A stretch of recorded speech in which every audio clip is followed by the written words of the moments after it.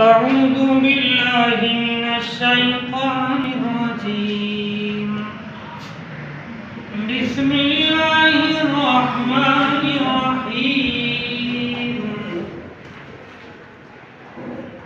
والتين والزيتون وطور سينين وهذا البلد الأمين.